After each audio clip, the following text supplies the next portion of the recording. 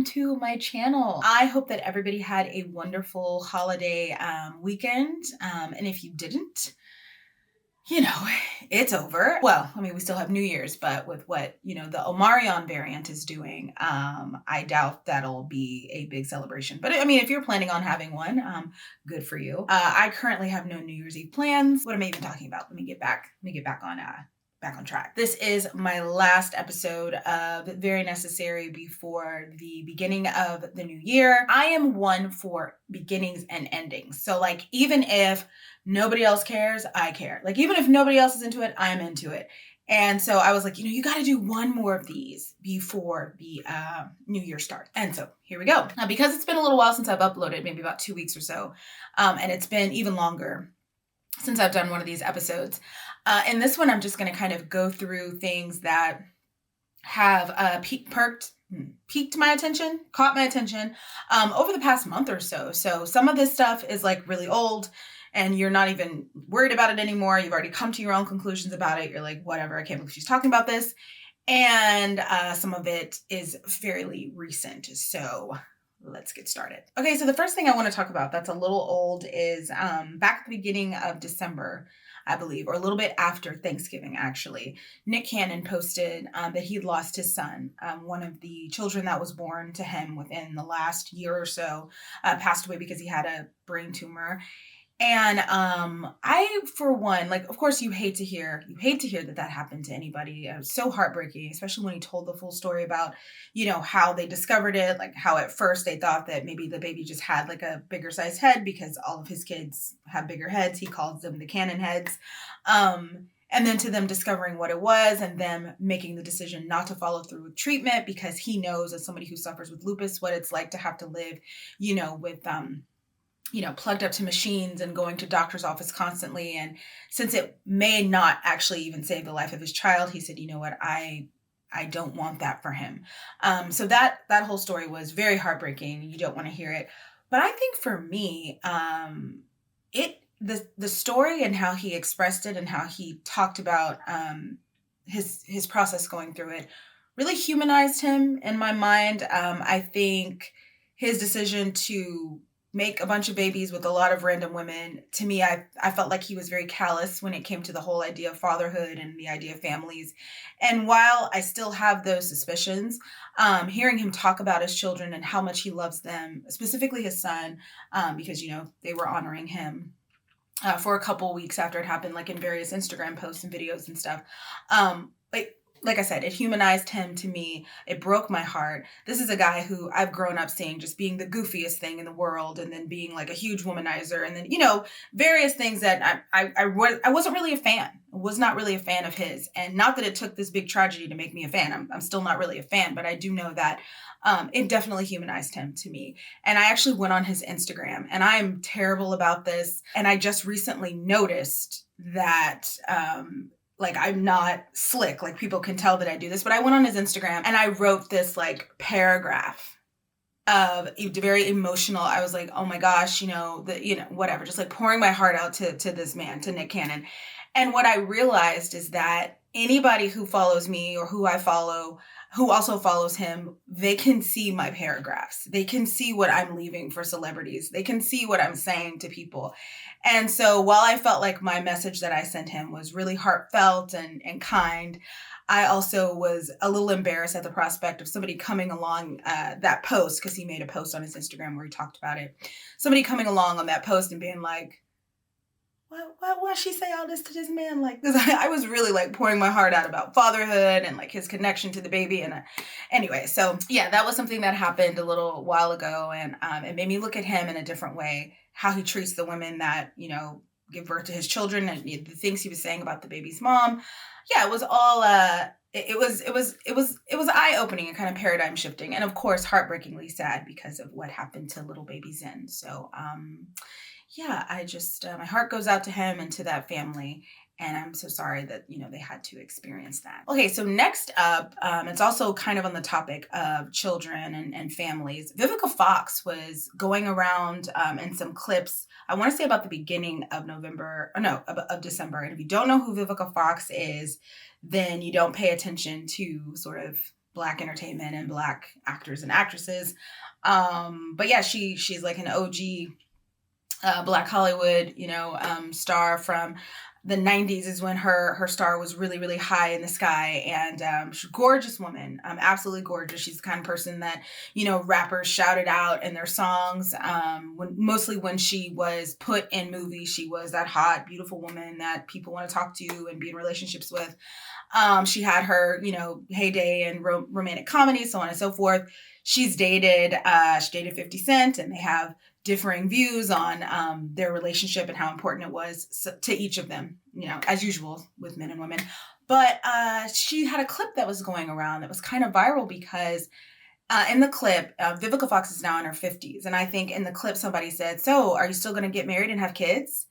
And that's so insensitive. Obviously, like, stop asking single women that, like, leave us alone. But also, this woman is in her 50s. And she was like, "What do you mean? I'm in my 50s, girl." But then she went on to explain, like, and don't assume because I don't have kids that it means I don't want them. You know what? Let me just play it. Girl, I'm 57. I got 6 god babies. Don't think that I didn't birth children, that I don't have children.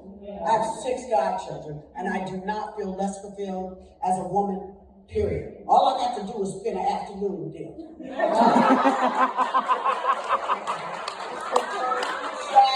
did Christmas pictures the other day, and I had them on the speed cycle. I was like, "You come at 6:15, y'all come at 6:30, y'all come at 6:45. We're gonna be at CPK by 8:30 because I know they're gonna get tired by 9:30." And sure enough, like clockwork, they did. And at the end of the night, I was like, "Gigi, love you bookers." Okay, I'll see you next time. All right. So, but I love children. Please do not get me wrong. I absolutely love children. In my life, it was career over children. And I never met the man that I can have children with. I didn't. I almost made that mistake. And 3 months before, my family was like, "You will not. You absolutely will not." And lost a whole bunch of money in deposits and this, that, and the third, but I trust my family. My family was like, no. And this one here, you don't have to deal with him for 18 more years? Hell to the no. No, ma'am, you're not going to do that. So, but like I said, I have 6 godchildren that when God took away my opportunity to bear children, he sent my godboys. Yeah. So I got kids. You know what I'm saying? That right there. So as a person who, doesn't have my own children, there's a great chance that I won't have my own kids. I really, really appreciated her saying what she said. I did not find a partner to have kids with, because I don't think we talk about that enough. I think with, there's so many different ways that people look at the situation. And I've talked about that before on this channel. But she didn't just say, like, I couldn't find a man, because she did mention, I got close to, well, it's that time of my life, if I'm going to have a baby, it's going to be with this guy. And she had to make a conscious choice. Like, is this really the person? Is this the person that you want to split DNA with? Is this the person that you want to split parental responsibilities with? Is this him? And, she didn't just ask herself, she asked her family, and everybody was kind of like, nah, it's not him. So I love that she brought that aspect to it. I love that she spoke that out and she said that out loud, because a lot of people have varying opinions about, when women don't have kids or we don't have families, they'll say things like, "Oh, you just didn't want them," or "Oh, you just didn't." And there's so many things that go into that reality. And a lot of it does have to do with, nope, I didn't find a partner to do that with in the time that I needed to find them. I always kind of looked up to her because I was a little girl growing up in the 90s. And like I said, she was that like OG, like film star, beautiful character on screen. But when she said that, I looked up to her for a different reason. I think for me, as a woman who's unmarried, has no kids, and who's getting older, I'm like, who are my role models now? Like, who do I look up to? Because, when you're growing up, you're like, oh, okay, well, I see, housewives, or I see married women, or I see women who are working women, but they also have families. So as you get older and you're single and you don't have a family, you're just kind of like, well, who do I look up to? Who's kind of like living a life that I think is cool, that, and who seems like they're all right? right? Because there's so much negative talk around single women with no kids, but who seems like they're all right? Who seems like they're thriving? And I mean, obviously, like women like Tracy Ellis Ross. There's another woman that I've started to re-engage with her content. Excuse me.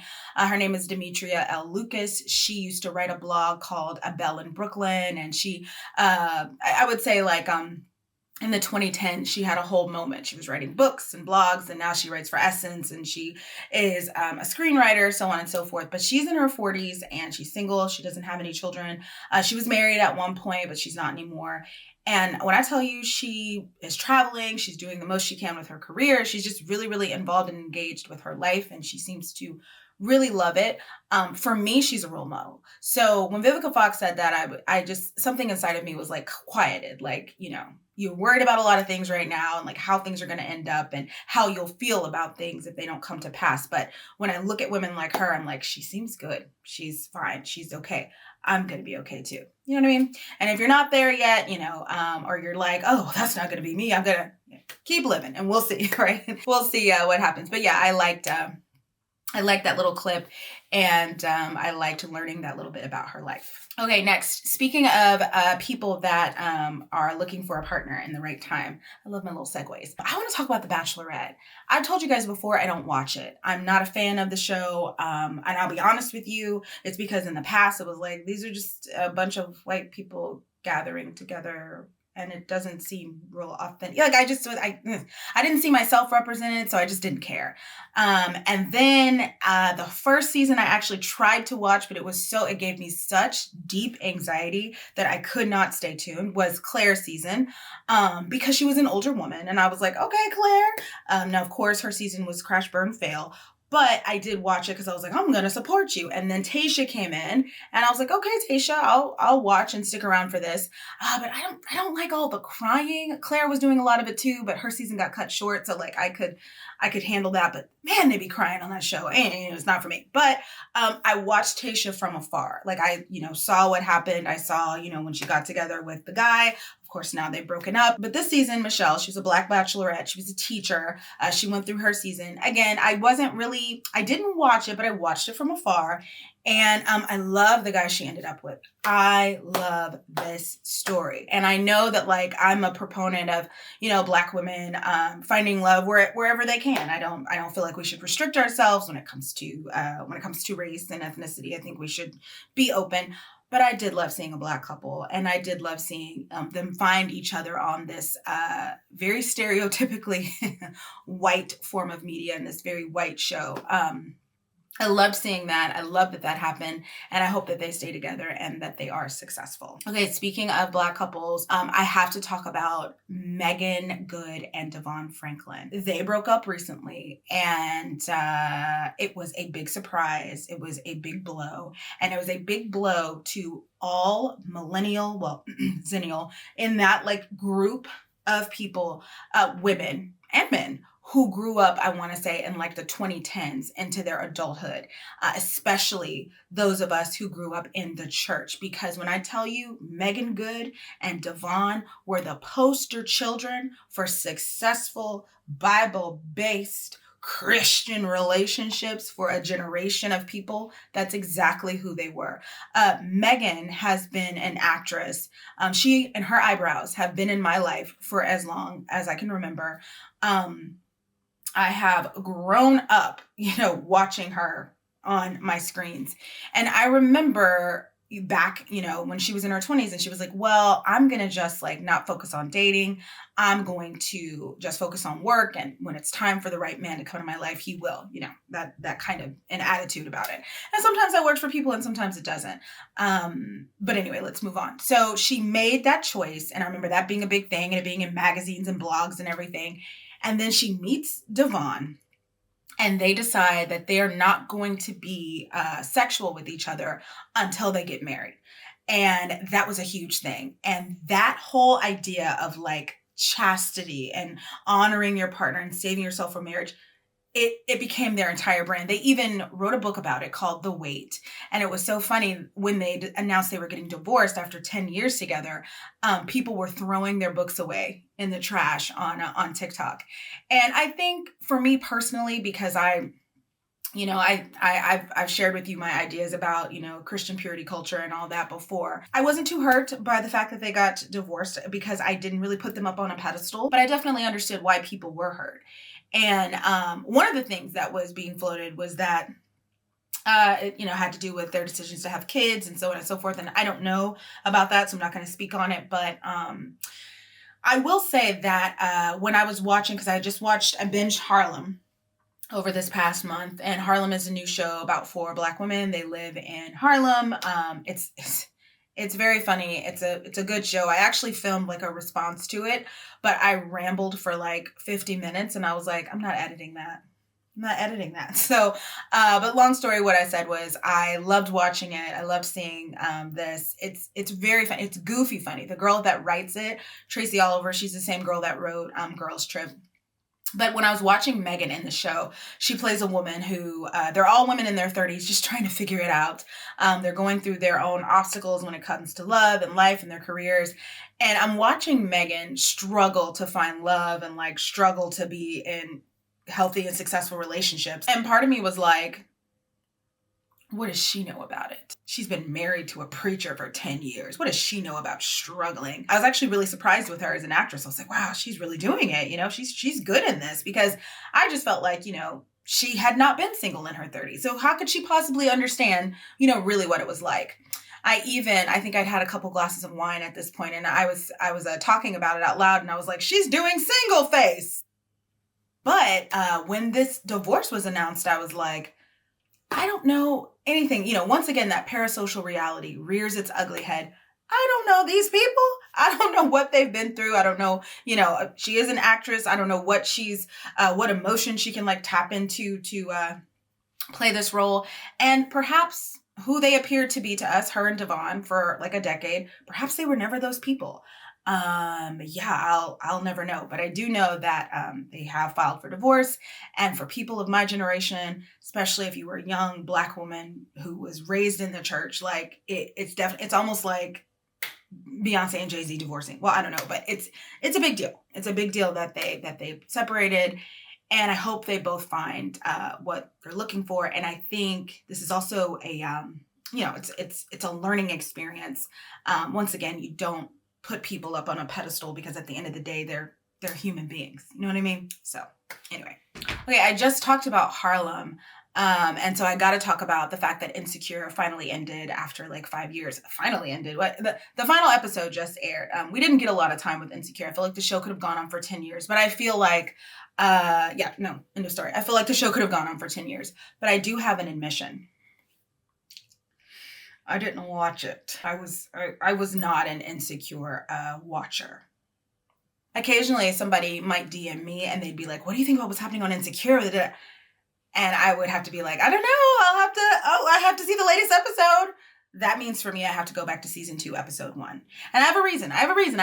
I know it's a great show. I watched all of season 1. I did. Here's my issue with Insecure. It hit way too close to home.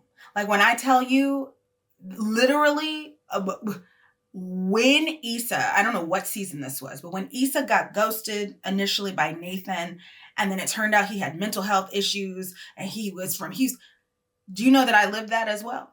Do you know I got ghosted by a Nathan with mental health issues? Like literally, like right. I wrote an article about it for Thought Catalog forever ago, but like when it happened to her, it happened to me. And then whenever Issa Rae was first coming up, I had shaved my head recently. She had a shaved head, and people would come to me and they'd be like, have you seen that show, Awkward Black Girl on YouTube? That's you. That's you. You guys even have the same haircut. That's you.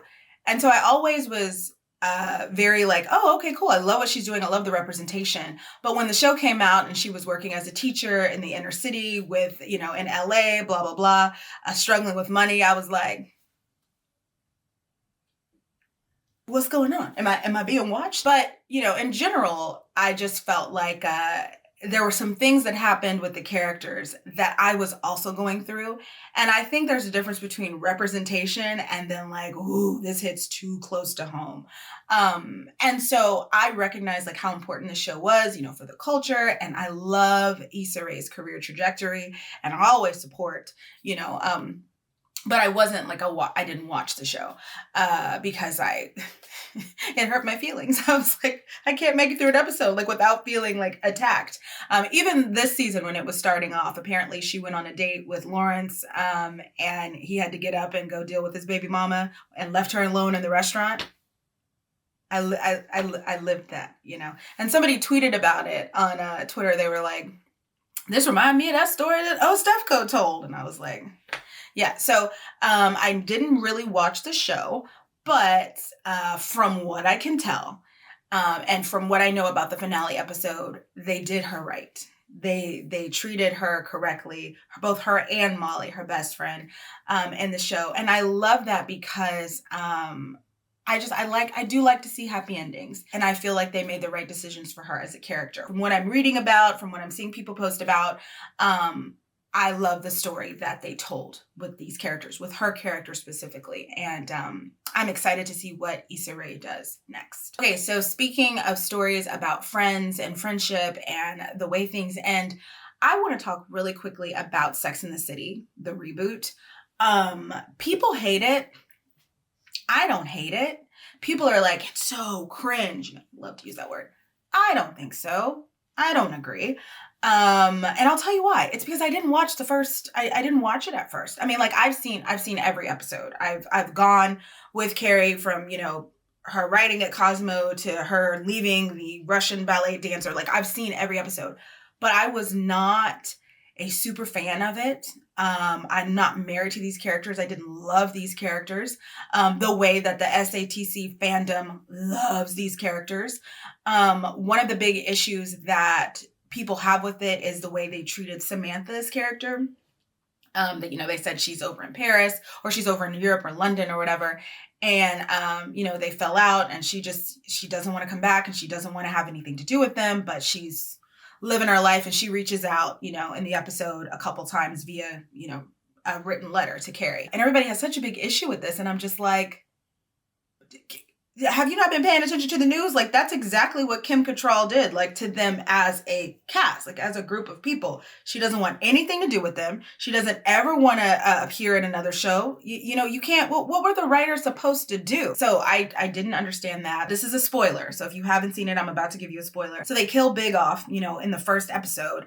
And I thought that was, I was like, oh, okay. I was surprised by that. But also I felt like it was really good timing because if you've been paying attention to the news, Chris Noth, the guy who plays Big, there's all these like sexual assault allegations against him now. So I'm like, oh, that's probably good PR from the show. It makes me wonder if there's anybody on the inside of the show that knows the reality of what was happening to him and was like, we got to get him away from us. I don't know. It makes me think. I like what they're doing with Miranda. There's a lot of people who are like, she's turning into a Karen. Miranda was a self-righteous know-it-all. That's exactly what a Karen is. Like, it doesn't matter if they're yelling about the manager at a Starbucks or if they're trying to make sure that they're woke enough and they're yelling at you for not being woke, whatever it is.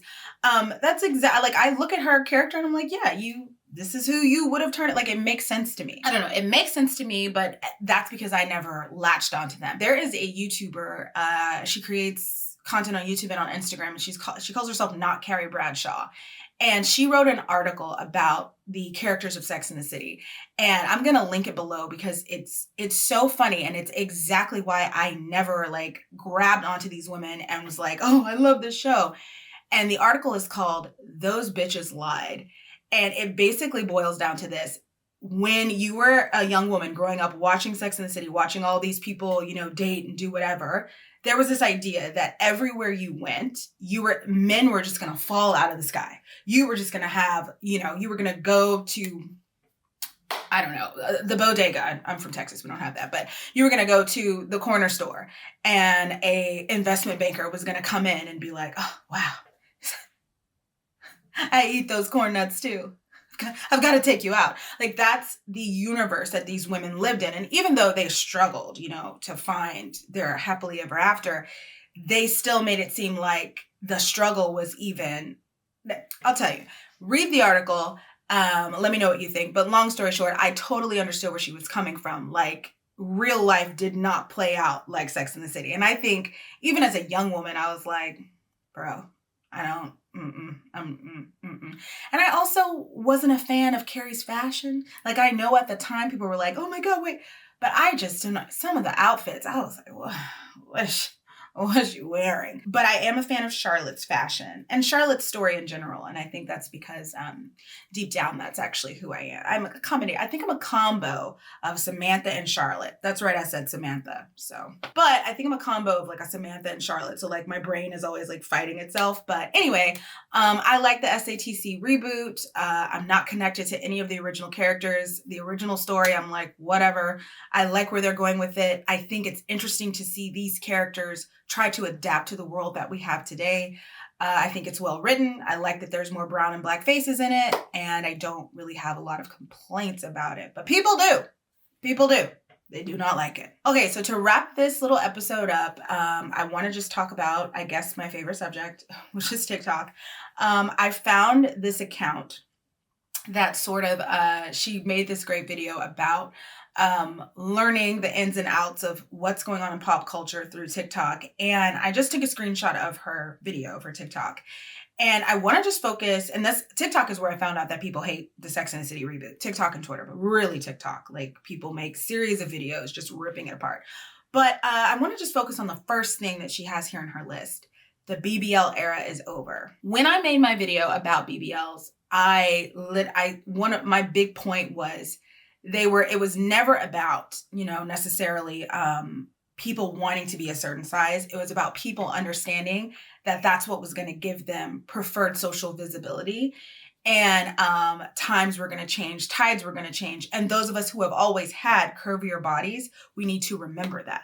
Because for me, the fact that right now there's media being created where women are like, the BBL era is over. I am happy to, I no more of these big butts. I'm on the fence with it. On one hand, I'm like, well, great. It was a dangerous procedure and people are getting sick and people, and people took it too far and made really unnatural body types. But on the other side, I'm like, I really, really enjoyed having the preferred shape for a bit. Coming from a time where the preferred shape was super thin legs, super tight, flat butts, and huge, like I liked whatever. I liked knowing that, I liked this time of life. But for me, it's also the reason why they're saying the BBL era is over, which is interesting to me. And it has to do with the fact that they think Kim Kardashian took out her implants. And why would she have taken them out? Well, because she moved on and she's no longer pandering for the urban male gaze. Now she is in her own money, a single woman, and like her sister Courtney, dating a manic pixie dream boy, Pete Davidson. And I'll say this till the day I die. White men don't like big booties like that. They don't like that. People, when all this stuff started and people started talking about butts,